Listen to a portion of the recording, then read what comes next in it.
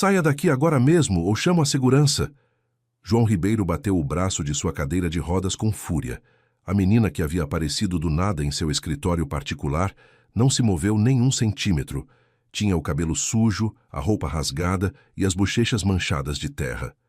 Mas seus olhos, esses olhos, o olhavam com uma determinação que o desconcertava. Papai, preciso falar com você, disse ela com voz firme. Papai? Você está louca? Eu não tenho filhos. Suma daqui antes que... Minha mãe se chama Isabela Moraes. As palavras atingiram João como um soco no estômago. Ficou imóvel, observando o rosto da menina, os olhos verdes, a forma do nariz, até mesmo a maneira teimosa de inclinar o queixo. Era impossível, mas ali estava. Isso não prova nada, murmurou tentando manter a compostura. Isabela e eu terminamos há 2 anos. Ela nunca me disse que... Porque você não atendia às ligações dela, o interrompeu a menina. Ela mandou cartas, mensagens, até foi ao seu escritório, mas você já tinha outra namorada. João fechou os olhos. Lembrava vagamente de Isabela tentando contatá-lo após o término, mas ele estava furioso, magoado, e Verônica já havia entrado em sua vida como um furacão. Havia ignorado tudo que viesse de Isabela. Como você se chama? Perguntou finalmente. Emília. Emília Moraes. Tenho 7 anos. 7 anos. João fez cálculos rápidos. As datas coincidiam perfeitamente. Mesmo que você fosse minha filha, o que não está provado, o que está fazendo aqui? Como entrou? Emília deu de ombros. Subi no elevador quando o homem de terno não estava olhando. Preciso da sua ajuda. Minha mãe está muito doente. Se precisa de dinheiro para médicos, posso dar alguma coisa, mas... Não quero seu dinheiro, cortou Emília com uma força que o surpreendeu. Quero que venha comigo ao hospital, que a veja, que fale com ela. Não posso fazer isso. Isabela e eu... Minha mãe vai morrer. A simplicidade brutal dessas palavras deixou João sem resposta. Emília se aproximou de sua cadeira de rodas sem medo e pôs sua mãozinha sobre a dele. Papai, eu sei que você pode caminhar de novo. João retirou a mão bruscamente. O que você disse? Que você pode voltar a caminhar, mas primeiro tem que lembrar para que vale a pena fazer isso. Isso é impossível. Os médicos disseram que minha lesão é permanente. Faz 1 ano que estou nesta cadeira e... Os médicos não sabem tudo, disse Emília com a segurança de alguém que viu demais para sua idade. Minha mãe me contou que antes do acidente você era muito forte, que podia fazer qualquer coisa. Sua mãe fala demais.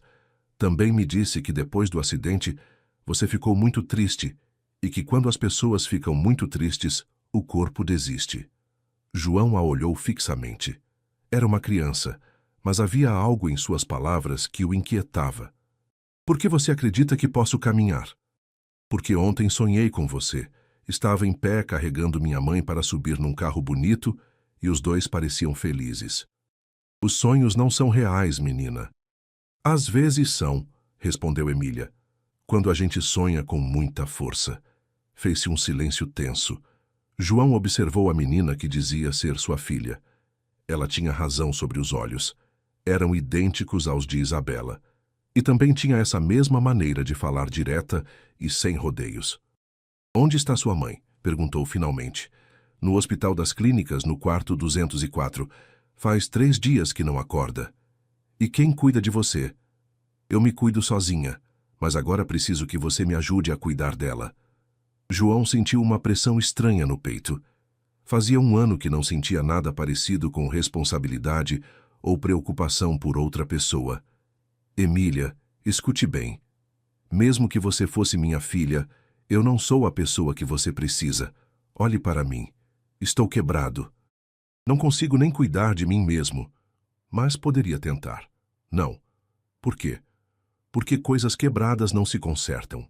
Emília o olhou com uma tristeza que não deveria existir nos olhos de uma criança de 7 anos. Minha mãe diz que você era diferente antes, que era bom. Sua mãe se engana, eu nunca fui bom. Então por que quando olho para você sinto que estou em casa? A pergunta atingiu João mais forte que qualquer acusação. Ficou sem palavras, olhando para esta criança que havia aparecido do nada. dizendo ser sua filha e prometendo milagres impossíveis. Papai, disse Emília suavemente, vai me ajudar ou não?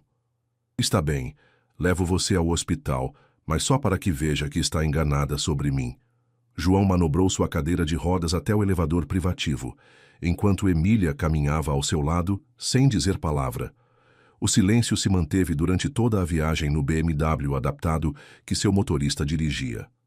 Senhor Ribeiro, tem certeza de ir ao Hospital das Clínicas? Perguntou Roberto olhando-o pelo espelho retrovisor. Sim, Roberto, e não faça perguntas. Quando chegaram, João percebeu que fazia mais de um ano que não pisava num hospital. O cheiro de desinfetante e o som das máquinas o transportaram imediatamente aos seus próprios dias de internação após o acidente. Por aqui, disse Emília, tomando o controle da cadeira sem pedir permissão. O Hospital das Clínicas era um lugar triste e sobrecarregado. Os corredores estavam cheios de gente esperando, famílias inteiras acampadas no chão com sacolas plásticas cheias de comida caseira. João se sentiu desconfortável sob os olhares curiosos que atraía sua cadeira de rodas cara e sua roupa elegante. Quarto 204, murmurou Emília quando chegaram ao segundo andar. A porta estava entreaberta. João empurrou sua cadeira para frente e se inclinou para ver. O que viu o deixou sem fôlego. Isabela estava deitada numa cama estreita, conectada a vários tubos e monitores. Sua pele tinha uma cor amarelada e parecia mais magra do que ele lembrava, mas mesmo doente, continuava sendo linda. O cabelo castanho emoldurava seu rosto pálido e suas mãos descansavam sobre um cobertor gasto. Mamãe, sussurrou Emília correndo até a cama. Trouxe o papai. João se aproximou lentamente. Uma parte dele queria fugir, mas outra parte, uma que havia estado adormecida por meses, o empurrava para a frente. Isabela, disse suavemente. Ela abriu os olhos devagar. Quando o viu, um sorriso fraco apareceu em seus lábios. João, você veio. Emília me disse que estava doente. Ela te disse também que é sua filha? O momento que João havia temido finalmente chegou. Olhou Isabela nos olhos procurando algum engano, mas só encontrou cansaço e honestidade. É verdade? Sim, tentei te contar. Liguei centenas de vezes. Fui ao seu escritório 3 vezes, mas Verônica nunca me deixou subir. João fechou os olhos. Lembrava das ligações insistentes de Isabela após o término. Verônica lhe havia dito que era uma ex-ressentida, que não o deixaria em paz, e ele havia acreditado em cada palavra. Por que não insistiu? Porque tinha orgulho, respondeu Isabela com um sorriso triste. E porque pensei que se você não queria estar comigo, também não ia querer estar com sua filha. Isabela, você não precisa explicar nada, já passou. Emília pegou a mão de sua mãe e a apertou. Mamãe, conte ao papai o que os doutores disseram. Isabela olhou sua filha com olhos preocupados. Emília, não é preciso que... Conte, insistiu a menina. Isabela suspirou e olhou para João. Tenho insuficiência renal. Preciso de um transplante, mas não tenho plano de saúde e os tratamentos são muito caros. Quanto tempo você tem? Os doutores dizem que talvez umas semanas, 1 mês se eu tiver sorte. João sentiu como se alguém tivesse tirado o ar de seus pulmões. Olhou para Emília, que observava sua mãe com uma mistura de amor e terror. Quanto custa o tratamento? João, não vim aqui para pedir dinheiro. Emília veio por conta própria. Estou perguntando quanto custa. Isabela trocou um olhar com sua filha antes de responder. O transplante custa cerca de R$ 500.000, mas primeiro preciso de diálise e outros tratamentos. No total, talvez 1 milhão. Para João, R$ 1 milhão era o que gastava numa festa de negócios, mas para Isabela era impossível. Você está na lista de espera para um doador? Sim, mas pode demorar anos. Não tenho tanto tempo. Eu posso ser doador, disse João de repente. O quê? Posso doar um dos meus rins. Somos compatíveis, não é? Isabela o olhou surpresa. Não sei. Teríamos que fazer exames. Mas, João, você não precisa fazer isso. Sim, preciso fazer. Por quê? João olhou para Emília, que o observava com olhos cheios de esperança. Porque ela é minha filha. E você Você foi a única mulher que me amou de verdade. As lágrimas começaram a rolar pelas bochechas de Isabela. João, se passaram 2 anos. Você tem outra vida agora. Não, não tenho nada. Estive morto desde o acidente, Isabela. Mas agora talvez tenha uma razão para tentar viver de novo. Emília se aproximou da cadeira de rodas e pegou a mão de João. Viu, mamãe? Te disse que o papai era bom. Isabela sorriu através das lágrimas. Sim, meu amor, você tinha razão. Doutor Mendonça, preciso fazer os exames de compatibilidade para a doação de rim o mais rápido possível. João havia ligado para seu médico particular desde o hospital. Do outro lado da linha, o doutor parecia confuso. Senhor Ribeiro, tem certeza? Sua condição atual não é ideal para uma cirurgia maior. Além disso, teria que avaliar-se. Doutor, faça os exames hoje. Está bem, venha ao meu consultório esta tarde, mas antes preciso perguntar algo. Já considerou retomar a fisioterapia? João olhou para Emília, que estava sentada no chão do corredor do hospital, desenhando num caderno gasto. Por que pergunta isso? Porque vi casos onde um propósito forte ajuda na recuperação, e você acabou de encontrar um poderoso. Depois de desligar, João se aproximou de Emília. O que você desenha? Nossa casa, respondeu ela sem levantar o olhar. Olha, aqui está você, aqui está minha mãe e aqui estou eu, e tem um jardim grande onde podemos brincar. O desenho era simples, mas detalhado. 3 figuras de palito de mãos dadas na frente de uma casa, com janelas amarelas e flores no jardim. Emília, onde você tem morado desde que sua mãe ficou doente? Com a Dona Maria, a vizinha. Mas ela tem muitos netos e não tem espaço. Às vezes durmo no hospital. João sentiu uma pontada de culpa. Sua filha havia estado praticamente na rua enquanto ele se consumia em autopiedade. Isso vai acabar. Esta noite você vem comigo. Emília levantou o olhar do desenho. Sério? Sério. E quando sua mãe sair do hospital, ela também pode vir. Pode mesmo? Emília sorriu e continuou desenhando. Papai, pode me levar a um lugar? Onde? Quero que conheça alguém. 1 hora depois, João se encontrava numa pequena clínica de reabilitação no centro da cidade. O lugar era modesto, mas limpo, cheio de equipamentos de exercício e colchonetes. Marco Hernandes? Perguntou uma recepcionista. Sim, diga que veio João Ribeiro. Em poucos minutos, apareceu um homem de uns 40 anos, forte e com barba. Quando viu João, sua expressão mudou. O que faz aqui, João? Preciso falar com você. Não temos nada para conversar. Já disse que não podia continuar trabalhando com você. Eu sei, mas as coisas mudaram. Marco olhou para Emília, que observava tudo com curiosidade. Quem é ela? Minha filha. Não sabia que tinha uma filha. Eu também não sabia até hoje. Marco suspirou e os convidou para entrar em seu consultório. João, da última vez que nos vimos, você me disse que não queria continuar com a terapia, que era perda de tempo. Estava errado.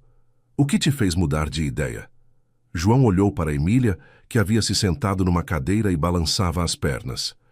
Ela me disse que posso voltar a caminhar, e pela primeira vez em 1 ano quero acreditar. Marco estudou o rosto de João. Como fisioterapeuta, havia aprendido a ler seus pacientes. O desespero que vira nos olhos do empresário 6 meses atrás já não estava ali. Você sabe o que isso significa? Meses de trabalho duro, dor. E talvez não consiga mais que alguns passos. Eu sei. Por quê? Porque agora tenho uma razão para tentar. Marco olhou para Emília. Você acredita que seu pai pode caminhar? Sim, respondeu ela sem hesitar. Mas ele também tem que acreditar. E você acredita, João? João demorou um momento para responder. Fazia tanto tempo que não tinha esperança em nada. Quero acreditar. Isso é suficiente para começar, disse Marco. Mas tenho uma condição. Qual? Quero que me conte a verdade sobre por que quer caminhar. Não me venha com histórias bonitas. João respirou fundo. Porque minha filha está me vendo, e porque a mulher que amo está morrendo, e porque pela primeira vez em 1 ano não quero estar morto em vida. Marco assentiu lentamente. Está bem, começamos amanhã. 6 da manhã. Tão cedo? Se quer milagres, tem que trabalhar por eles. Naquela noite, João instalou Emília num dos quartos de hóspedes de seu apartamento na Vila Madalena. Enquanto ela tomava banho, ele ligou para Isabela para contar sobre a fisioterapia. Tem certeza de que quer fazer isso? Perguntou ela. Tenho certeza. Isabela, quero perguntar uma coisa. Diga. Você ainda me ama? Houve um silêncio longo do outro lado da linha. João, nunca deixei de te amar. Mas você tem que decidir se quer ser o homem por quem me apaixonei ou o homem em que se transformou depois do acidente. Vou ser melhor que qualquer um desses dois. Espero que sim. Por Emília e por você. Quando desligou, João se dirigiu ao seu quarto. Ao passar pelo quarto de Emília, a escutou falando sozinha. Nossa Senhora, meu papai já está começando a acreditar. Agora ajude ele a caminhar, por favor, e que minha mãe se cure. Amém. João sorriu pela primeira vez em meses. Talvez os milagres fossem possíveis. Talvez só precisassem de um pouco de fé e muito trabalho. No dia seguinte, às 6 em ponto, estava na clínica de Marco, pronto para começar. O que significa isso de que João não vai vir à reunião da diretoria? Verônica Sandoval caminhava de um lado para outro em seu escritório, o telefone colado no ouvido. Sua assistente havia dado a notícia que menos queria escutar. Ele disse que está ocupado com assuntos familiares, senhora Sandoval, respondeu a secretária nervosamente. Assuntos familiares? Que assuntos familiares? João não tem família. Verônica desligou o telefone e se dirigiu à janela. Desde que João ficou na cadeira de rodas, ela havia tomado controle do Grupo Ribeiro pouco a pouco. No começo, era só ajuda temporária, mas depois se tornou indispensável. Os acionistas a respeitavam, os funcionários a obedeciam e João havia perdido o interesse nos negócios. Até agora. O telefone tocou novamente. O que é? Tem um repórter aqui que diz que quer confirmar uma informação sobre o Sr. Ribeiro. Que informação? Algo sobre uma filha.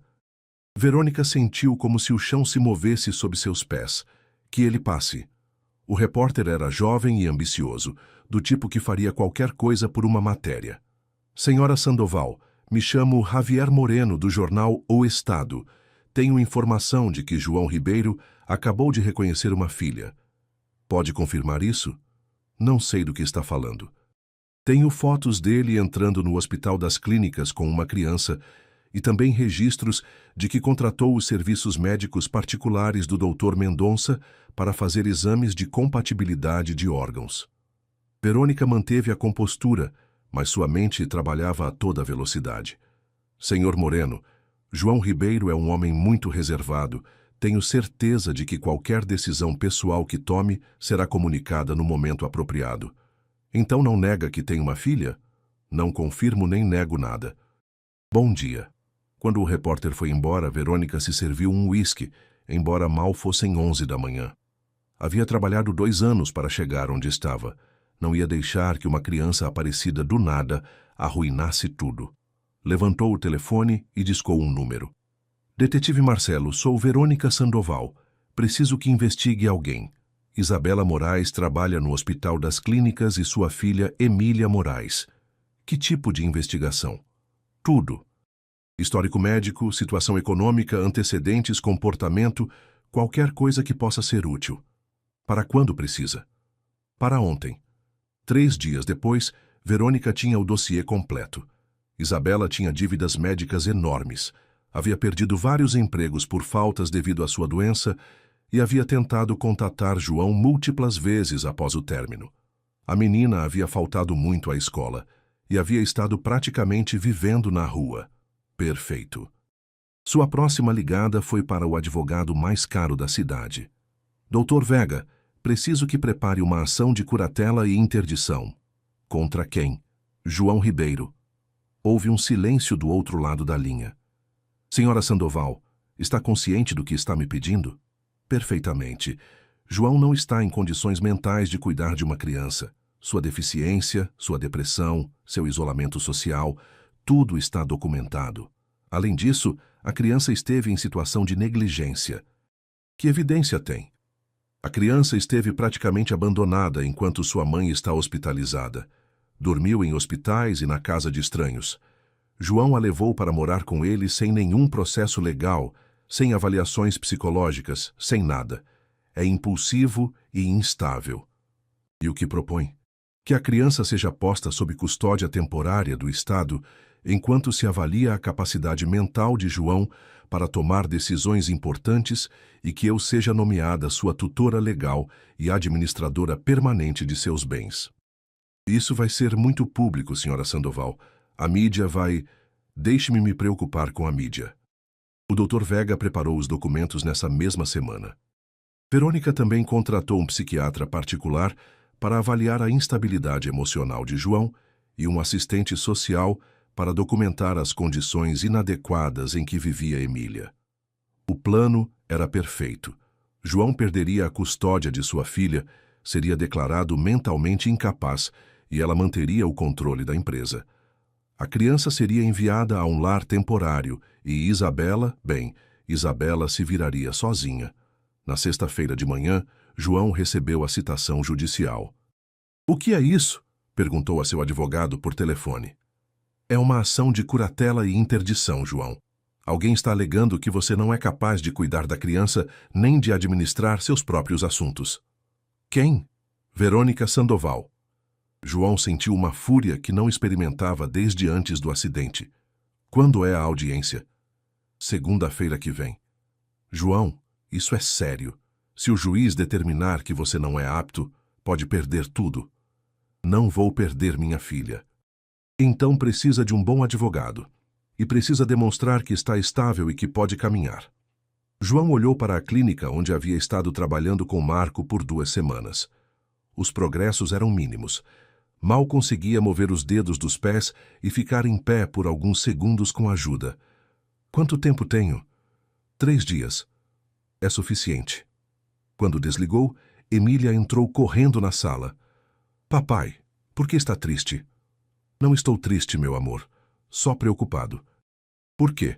João a pegou no colo e a sentou em suas pernas. "Emília, você me quer bem?" "Claro que sim." "E quer ficar comigo?" "Sim." "Por que pergunta isso?" "Porque talvez tenhamos que convencer um juiz de que somos uma família de verdade." Emília o olhou com seus olhos verdes e sorriu. "Papai, nós já somos uma família de verdade. Só temos que mostrar isso aos outros." Na segunda-feira de manhã, o fórum da família estava cheio de repórteres. A notícia de que João Ribeiro tinha uma filha havia se espalhado como pólvora, e agora toda a cidade queria saber o que aconteceria com a custódia. João chegou em sua cadeira de rodas, vestindo seu melhor terno. Ao seu lado, caminhava Emília, também arrumada, com um vestido azul que ele havia comprado especialmente para a ocasião. "Está nervosa?" perguntou em voz baixa. "Um pouquinho, mas você está comigo, então tudo vai dar certo." Do outro lado do corredor, Verônica conversava com seus advogados. Usava um terno cinza muito formal e uma expressão séria. Quando viu João chegar, lhe dirigiu um sorriso frio. "Excelência, chamamos o caso Sandoval versus Ribeiro", anunciou o escrivão. O juiz Martínez era um homem mais velho, com fama de ser justo, mas rigoroso. Revisou os documentos enquanto as partes tomavam seus lugares. "Entendo que esta é uma ação de curatela e interdição. Dr. Vega, como representante da requerente, pode proceder." O advogado de Verônica se levantou com confiança. "Excelência, viemos aqui porque estamos preocupados com o bem-estar de uma menor de idade. Emília Moraes tem vivido em condições inadequadas, e o Sr. Ribeiro, devido à sua condição mental e física, não está capacitado para cuidar dela." "Que evidência apresenta?" "Primeiro, o Sr. Ribeiro sofre de depressão severa desde seu acidente. Tem estado isolado socialmente, abandonou suas responsabilidades empresariais e mostrou comportamento impulsivo ao levar a criança sem nenhum processo legal." Verônica se levantou para testemunhar. "Excelência, conheci João por 3 anos. Depois do acidente mudou completamente. Se tornou amargo, agressivo e tem tomado medicamentos para a depressão. Na semana passada, decidiu de um dia para outro que era o pai desta criança, sem fazer sequer um exame de paternidade." Observou algum comportamento específico que a preocupe? Sim, Excelência. João está prometendo à criança que vai caminhar de novo, o que é medicamente impossível. Está criando falsas esperanças.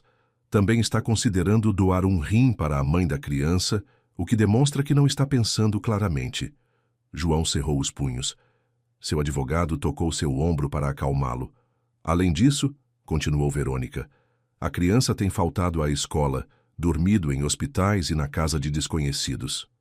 Precisa de estabilidade, não das fantasias de um homem que não consegue aceitar sua realidade.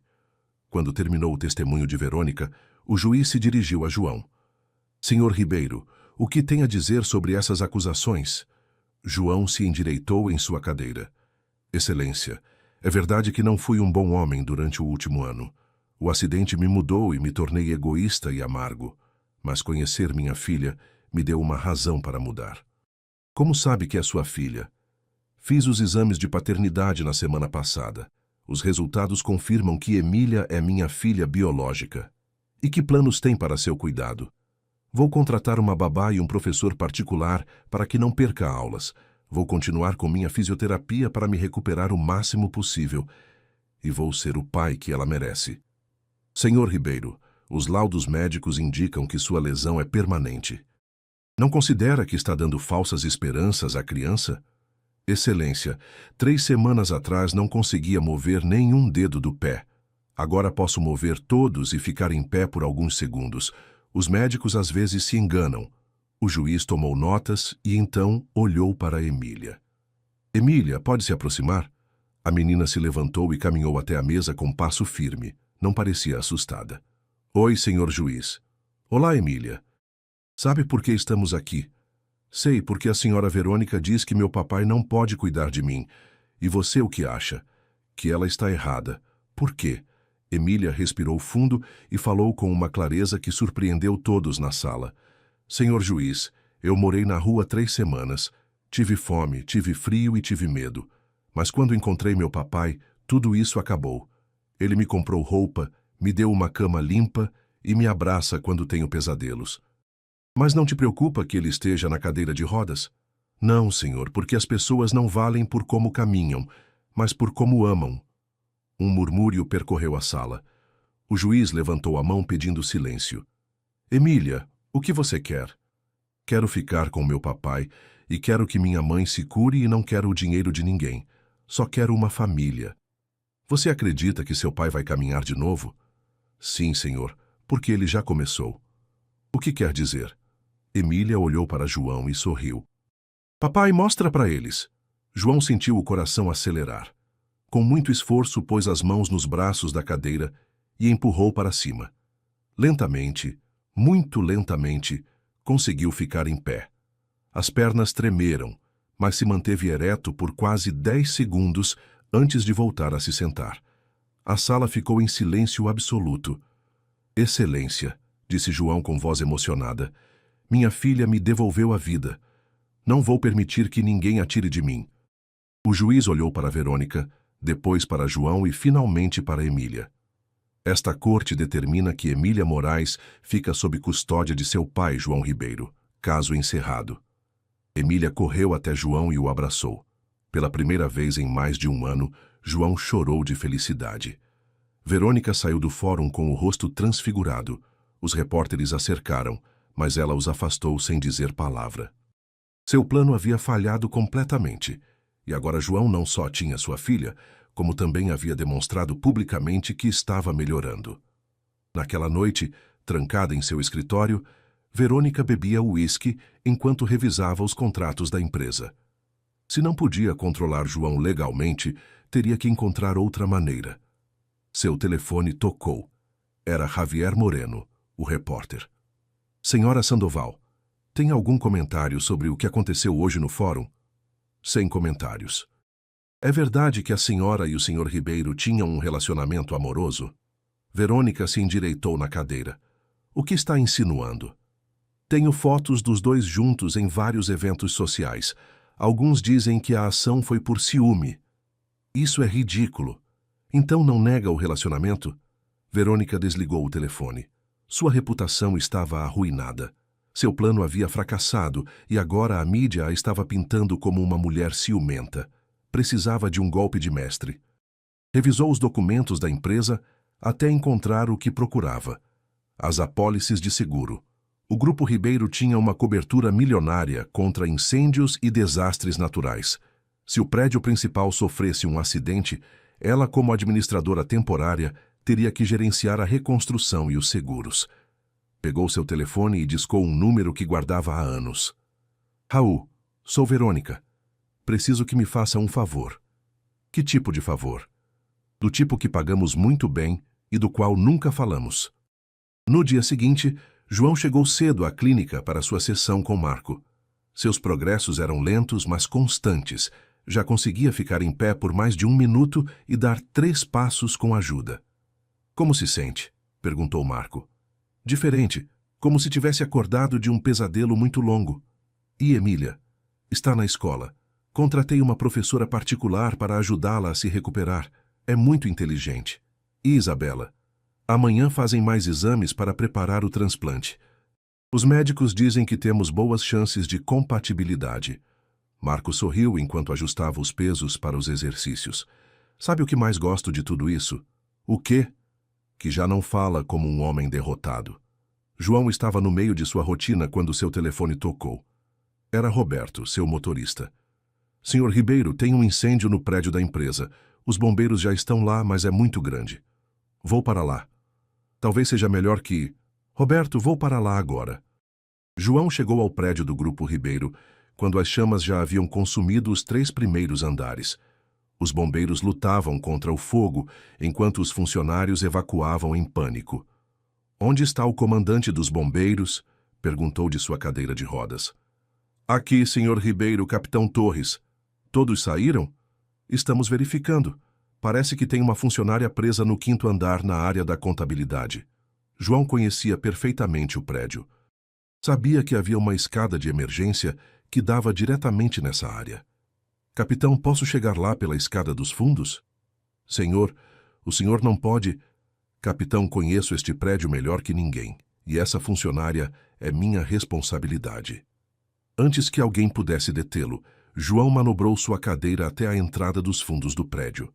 A fumaça era densa, mas conseguiu chegar ao elevador de carga que ainda funcionava.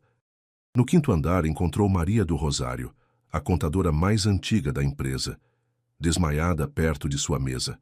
A fumaça havia enchido o escritório, mas as chamas ainda não chegavam ali. Com todas suas forças, João conseguiu ficar em pé e carregar Maria até sua cadeira de rodas. Ela não era muito pesada, mas o esforço foi enorme. Conseguiu chegar ao elevador justo quando as chamas começavam a se espalhar pelo corredor. Quando as portas do elevador se abriram no 1º andar, os paramédicos e bombeiros correram até eles. João estava coberto de fuligem e tossia violentamente, mas Maria estava viva. João! Gritou uma voz familiar. Era Emília, que havia chegado correndo da escola ao saber do incêndio. Papai, está bem? Estou bem, meu amor, respondeu ele a abraçando forte. Os repórteres que haviam chegado ao local captaram tudo em vídeo. João carregando a funcionária, sua chegada heróica no elevador, o abraço com sua filha. Em poucas horas as imagens estavam em todos os noticiários. Naquela noite, desde o hospital onde examinavam Maria, João recebeu uma ligação do detetive Marcelo. Senhor Ribeiro, precisamos conversar. O incêndio não foi acidental. O que quer dizer? Encontramos rastros de acelerante em vários pontos do prédio. Alguém provocou este incêndio intencionalmente. Tem ideia de quem? Estamos investigando, mas preciso perguntar. Conhece alguém que pudesse querer prejudicar sua empresa? João pensou imediatamente em Verônica, mas não tinha provas. Detetive, revise os seguros do prédio e também revise quem tinha acesso ao prédio fora do horário normal. Já estamos fazendo isso, senhor Ribeiro. Tenha cuidado. Se alguém está disposto a queimar um prédio para prejudicá-lo, pode tentar algo pior. Quando desligou, João olhou pela janela do hospital. Pela primeira vez em meses, se sentia realmente vivo. Mas também sabia que alguém muito perigoso queria destruir tudo o que estava construindo. A investigação do detetive Marcelo avançou rapidamente. As câmeras de segurança do prédio vizinho haviam capturado um homem entrando no prédio do Grupo Ribeiro às 2 da madrugada. Mais importante ainda, os registros telefônicos mostravam várias ligações entre Verônica Sandoval e Raul Mendoza, um homem com antecedentes por incêndio criminoso. Senhor Ribeiro, temos evidência suficiente para prender a senhora Sandoval, informou o detetive por telefone. Quando? Hoje mesmo, mas preciso que declare formalmente. João estava na clínica com Marco quando recebeu a ligação. Acabara de dar 10 passos consecutivos sem ajuda. Sua melhor marca desde o acidente. Marco, tenho que ir à delegacia. Aconteceu algo? Vão prender Verônica pelo incêndio. A mulher que te processou? Sim. Parece que quando perdeu no fórum decidiu queimar minha empresa. Marco assoviou baixinho. João, tenha cuidado. Pessoas desesperadas podem fazer coisas muito perigosas. Na delegacia, João assinou sua declaração enquanto os agentes preparavam o mandado de prisão. O detetive Marcelo mostrou as evidências, as ligações telefônicas, os vídeos das câmeras, o testemunho de Raul Mendoza que havia confessado em troca de uma pena reduzida. Mendoza diz que a senhora Sandoval pagou R$50 mil para provocar o incêndio. Diz que ela queria que parecesse um acidente elétrico, mas ele usou acelerante demais. Já aprenderam? Os agentes estão a caminho do escritório dela agora mesmo. 2 horas depois, os noticiários mostravam Verônica Sandoval sendo presa em seu escritório. As acusações eram incêndio criminoso, conspiração, tentativa de homicídio e fraude empresarial. Naquela noite, João jantou com Emília no apartamento. Ela havia visto as notícias na escola. Papai, por que a senhora Verônica fez isso? Porque, às vezes, as pessoas fazem coisas muito ruins quando têm medo de perder o que acham que é delas. Mas você não era namorado dela? João se surpreendeu com a pergunta direta de sua filha. Sim, por um tempo, mas eu não a amava de verdade. Estava confuso e triste depois do acidente. E ela te amava? Não sei, meu amor. Acho que ela amava mais meu dinheiro e minha empresa. Emília assentiu como se entendesse perfeitamente. Papai, quando minha mãe vai sair do hospital? Logo, amanhã recebemos os resultados dos exames de compatibilidade. Se tudo der certo, poderíamos fazer o transplante na próxima semana. Vai doer um pouco. Vai, mas vai valer a pena. No dia seguinte, o Dr. Mendonça deu a melhor notícia possível. João e Isabela eram completamente compatíveis para o transplante de rim. Os dois estão em excelente condição para a cirurgia, explicou o médico. Senhor Ribeiro, seu estado físico melhorou notavelmente nas últimas semanas. Senhora Moraes, a senhora está estável e pronta para receber o transplante. Quando podemos fazer? Perguntou João. Próxima terça-feira.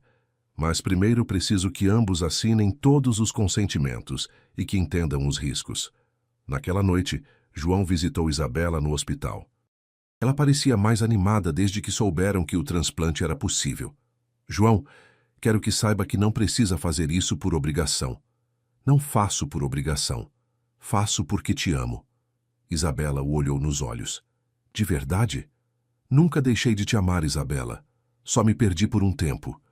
E agora quero me casar com você depois do transplante, quando estiver recuperada. Quero que sejamos uma família de verdade. As lágrimas rolaram pelas bochechas de Isabela. Já contou para Emília? Não, queria perguntar a você primeiro. Ela vai ficar muito feliz. O dia do transplante, toda a cidade acompanhou a notícia. João Ribeiro, o empresário que havia perdido tudo e recuperado, doava um rim para salvar a mãe de sua filha. A cirurgia durou 6 horas. Emília esperou no hospital acompanhada por Marco e por Maria, a funcionária que João havia salvado do incêndio. Acha que tudo vai dar certo? Perguntou Maria a Emília. Sim, meu papai é muito forte e minha mãe também. Quando o Dr. Mendonça saiu do centro cirúrgico, tinha um sorriso no rosto. Tudo saiu perfeito. Os dois estão estáveis e em recuperação. Emília gritou de alegria e se abraçou a Marco. Minha família está completa. Uma semana depois, tanto João quanto Isabela estavam em casa se recuperando. A história havia chegado aos meios nacionais. O homem que havia perdido o uso das pernas, mas recuperado o amor, a fé e a esperança. O julgamento de Verônica foi rápido. Com todas as evidências contra ela, foi condenada a 8 anos de prisão por incêndio criminoso e tentativa de homicídio. Justiça, murmurou João quando soube da sentença. Para quem? Perguntou Emília. Para todos, meu amor, para todos. 1 ano depois, João acordou cedo e caminhou até a janela de seu quarto.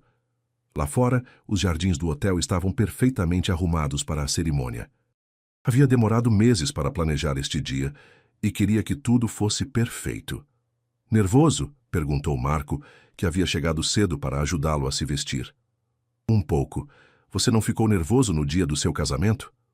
Estava apavorado, riu Marco. Mas olha, já vão 5 anos e continuo felizmente casado. João vestiu o smoking preto que havia escolhido especialmente para a ocasião.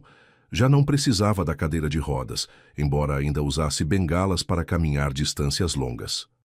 Os médicos o chamavam de milagre médico, mas ele sabia a verdade. O amor havia sido seu melhor remédio. Sabe o que mais gosto de tudo isso? Disse a Marco enquanto ajustava a gravata. O quê? Que 2 anos atrás pensei que minha vida havia acabado e hoje vou me casar com a mulher que amo e tenho uma filha que me devolveu a esperança. Uma batida na porta os interrompeu. Era Emília, vestida com um lindo vestido rosa e uma coroa de flores no cabelo. Papai está pronto? Minha mãe já está nervosa. Como ela está? Linda, mais linda que nunca. João sorriu. Isabela havia se recuperado completamente do transplante e agora trabalhava meio período como conselheira para famílias em crise no hospital. Havia encontrado sua vocação ajudando outros que passavam por situações difíceis. Emília, posso perguntar uma coisa? Claro, papai. Está feliz que sua mãe e eu vamos nos casar? Papai, estive esperando este dia desde que te conheci. Claro que estou feliz. A cerimônia se realizou no jardim do hotel com vista para o mar. João havia convidado apenas as pessoas mais importantes: Marco e sua família, Maria e alguns funcionários da empresa, o Dr. Mendonça e, claro, Isabela e Emília. Quando começou a música, João pegou suas bengalas e caminhou lentamente até o altar.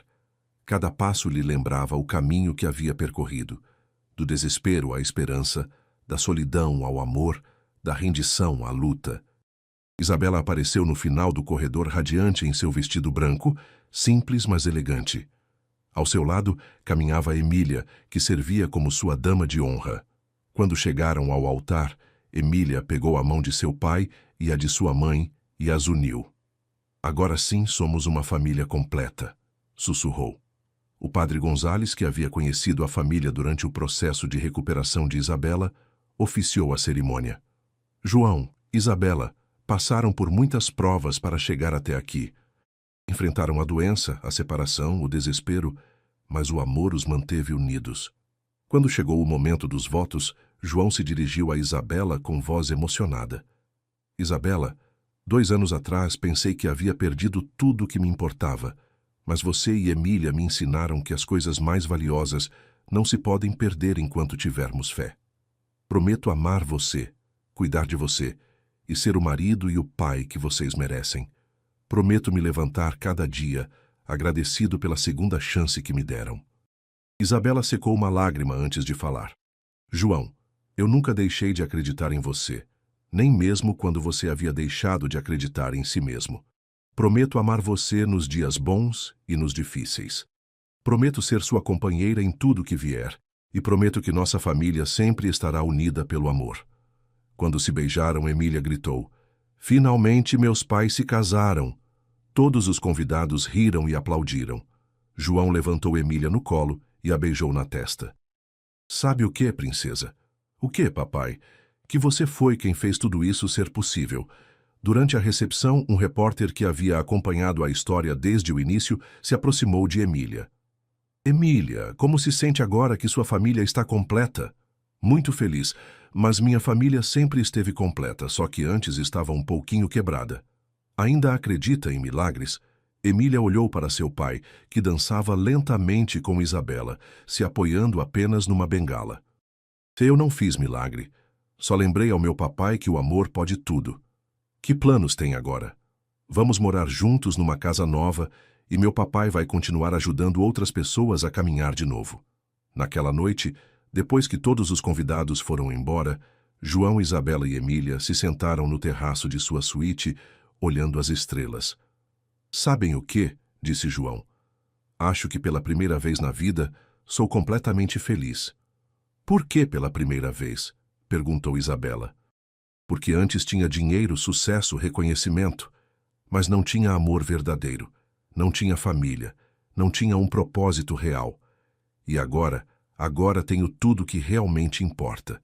Emília se aninhou entre seus pais. Papai, amanhã vamos começar a construir a fundação? Sim, meu amor. Amanhã começamos a ajudar outras crianças que precisam encontrar suas famílias. Como vai se chamar? João olhou para Isabela, que sorriu e assentiu. Fundação Emília, para sempre lembrarmos que os milagres existem quando temos fé. 5 anos depois. João caminhou sem ajuda até o pódio do auditório principal do Centro de Reabilitação Integral Fundação Emília. À sua frente estavam mais de 200 famílias que haviam sido beneficiadas pelo programa. Bom dia a todos. Meu nome é João Ribeiro e 7 anos atrás estava sentado numa cadeira de rodas, convencido de que minha vida havia terminado. Um aplauso caloroso encheu o auditório. Na primeira fila, Isabela sorria orgulhosa enquanto segurava a mão de Emília, que agora tinha 12 anos e havia crescido até se tornar uma menina segura e brilhante. Hoje estamos aqui para celebrar que a Fundação Emília ajudou mais de 500 famílias a se reunir e proporcionou tratamento gratuito de reabilitação a mais de 1.000 pessoas. Mais aplausos. João olhou para o lado do palco, onde Marcos supervisionava um grupo de fisioterapeutas que trabalhavam com crianças em cadeiras de rodas. Mas quero contar como tudo isso começou com uma menina de 7 anos que apareceu no meu escritório e me disse algo que mudou minha vida para sempre. Posso fazer você caminhar de novo. Emília corou quando todos os olhares se dirigiram a ela. Naquele momento, pensei que estava louca. Os médicos me haviam dito que nunca voltaria a caminhar, mas ela não estava falando só das minhas pernas. Estava falando do meu coração, da minha alma, da minha capacidade de amar. João fez uma pausa e bebeu um pouco de água. Durante estes 5 anos, a Fundação Emília cresceu até ter 3 centros de reabilitação, um programa de reunificação familiar e uma clínica de doação de órgãos. Mas o mais importante é que aprendemos algo fundamental. Os milagres não vêm do céu, vêm do amor. No auditório estavam Maria do Rosário, agora diretora administrativa da Fundação, junto com várias famílias que haviam passado por histórias similares à de João. Quero apresentar algumas das famílias que foram parte do nosso programa. A primeira a subir ao palco foi Maria Gonzalez, uma mulher de 40 anos que caminhava com a ajuda de muletas. 3 anos atrás, tive um acidente de carro e os médicos disseram que nunca voltaria a caminhar. Meu filho de 8 anos não entendia por que sua mãe já não podia brincar com ele. Quando chegamos à Fundação Emília, não só recebi fisioterapia gratuita, como meu filho recebeu apoio psicológico, e eu aprendi que ser uma boa mãe não depende de conseguir correr ou não. Maria olhou para o público onde estava seu filho, que aplaudia emocionado. Hoje posso caminhar. Trabalho aqui como conselheira para outras mães e meu filho me diz que sou sua heroína. O seguinte testemunho foi de Roberto Martínez, um jovem que havia perdido os pais num acidente. Tenho 25 anos e fiquei sozinho cuidando de meus 3 irmãos menores. Não sabia como manter a família unida. A Fundação Emília não só me ajudou a conseguir trabalho, como proporcionou bolsas escolares para meus irmãos e apoio legal para que pudesse ser seu tutor oficial. Depois de vários testemunhos mais, João voltou ao pódio. Cada uma dessas histórias me lembra por que fazemos este trabalho. Porque acreditamos que toda família merece uma segunda chance, que toda pessoa merece acreditar na possibilidade de uma vida melhor. Isabela se levantou de seu lugar e subiu ao palco. Agora tinha título em assistência social e dirigia o programa de reunificação familiar. Quando minha filha me disse que havia encontrado seu pai, pensei que estava fantasiando. João e eu havíamos terminado mal e ele tinha uma vida nova. Mas Emília via algo que nós não conseguíamos ver. o amor que ainda existia entre nós. Hoje, 5 anos depois do nosso reencontro, não só somos uma família feliz, como pudemos ajudar centenas de famílias a encontrar seu próprio caminho para a cura. Finalmente, Emília subiu ao palco. Já não era a menina pequena e desnutrida que havia aparecido no escritório de João. Era uma pré-adolescente segura de si mesma, com planos de estudar medicina para continuar ajudando outros. Quando era pequena, eu acreditava que os milagres eram como nos filmes, coisas mágicas que aconteciam de repente. Mas agora sei que os milagres são resultado do trabalho duro, do amor e de nunca desistir. Olhou para seu pai com orgulho. Meu papai não voltou a caminhar por mágica. Trabalhou todos os dias durante meses. Minha mãe não se curou sozinha. Teve uma cirurgia e um tratamento longo, e nossa família não se consertou automaticamente. Tivemos que aprender a ser pacientes, a perdoar e a nos amar incondicionalmente. Mas o mais importante que aprendi é que quando você ajuda outros, sua própria vida se torna maior. Por isso, a Fundação Emília vai continuar crescendo para que mais famílias possam encontrar seu próprio milagre. O evento terminou com todas as famílias cantando juntas. Enquanto João abraçava Isabela e Emília, pensou em quão longe haviam chegado. "Sabe o que, princesa?", disse a Emília. "O que, papai?" "Que você tinha razão desde o princípio. Às vezes os milagres não vêm do céu, vêm do coração." Emília sorriu e abraçou seus pais. "E o melhor de tudo é que nunca se acabam. Sempre há mais milagres esperando que alguém acredite neles." 10 anos depois daquele primeiro encontro, a Fundação Emília havia se tornado uma das organizações mais respeitadas do país. João, agora com 45 anos, caminhava sem qualquer assistência e havia voltado completamente às suas atividades empresariais, mas com um enfoque totalmente diferente. Emília, aos 17 anos, estava no último ano do ensino médio e já havia sido aceita na Faculdade de Medicina da USP. Sua meta era se especializar em medicina de reabilitação para continuar o trabalho da fundação. Isabela dirigia uma rede de centros de apoio familiar que se estendia por 5 estados brasileiros.